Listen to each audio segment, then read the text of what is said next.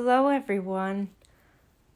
I want to talk to you a little bit today about the fears and insecurities that can come up when we are birthing a new creation, a new idea, starting something new because we've received inspiration to start doing it. And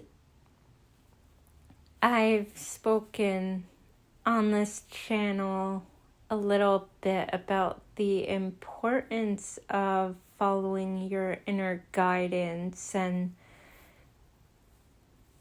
acting on that inspiration that comes through, because it is very important. It's given to us for a reason, whether it's to help ourselves, to better ourselves, or whether it's given to us to be of service, or for both. We are meant to act on that guidance, but sometimes it could be a little bit scary, a little bit overwhelming, and I want to talk to you about how to navigate that a little bit, or at least try to come to terms with it and recognize it, so that the next time you receive an inspiration to do something or to be of service in some way, you become aware of, oh, that was just fear, or that's just the voice of self-doubt. And I know that is easier said than done.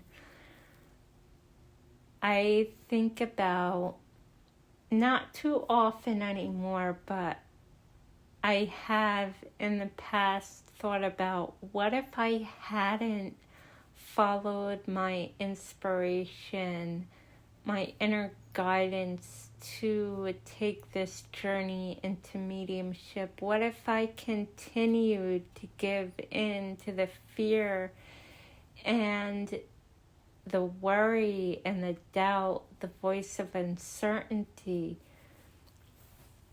Where would I be? And I hate to think of that too much, because it could put me in a place that I don't want to be in mentally.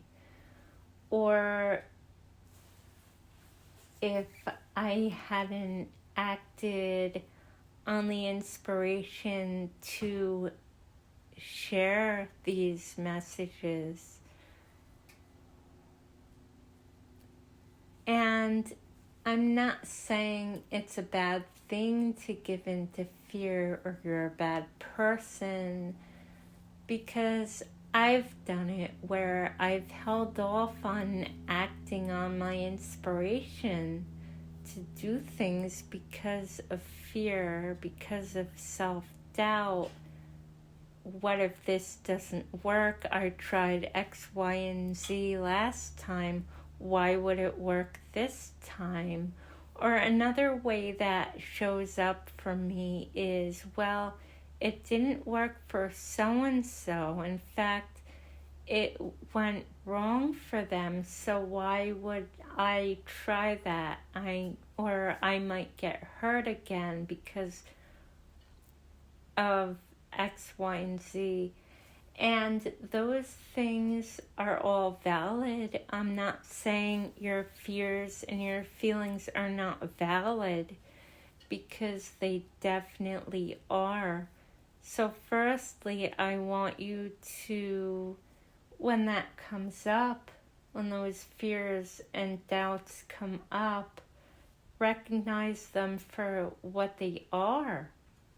Recognize them for what they are. Oh, this is a voice from the past. This is old conditioning. And then have compassion for that part of yourself, because maybe that part of yourself is wounded. Maybe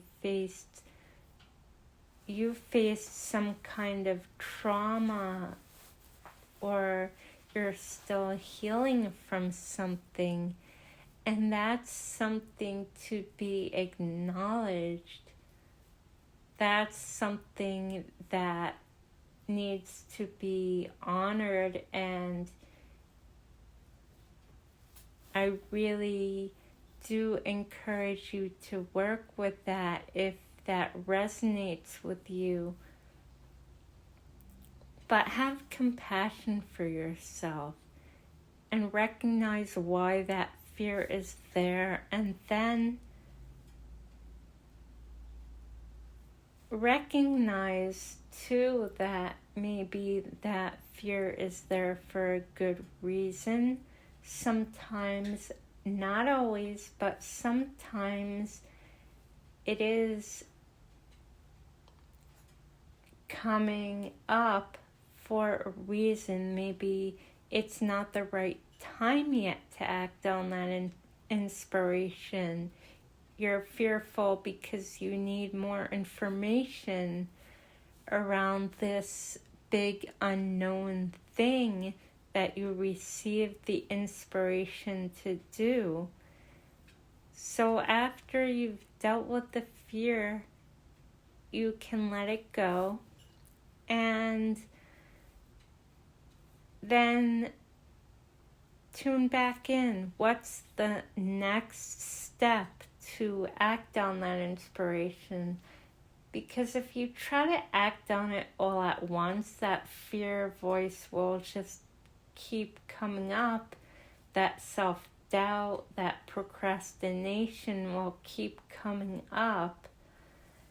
And it will really hold you back. So once you've dealt with that fear and let it go, what's the next small step?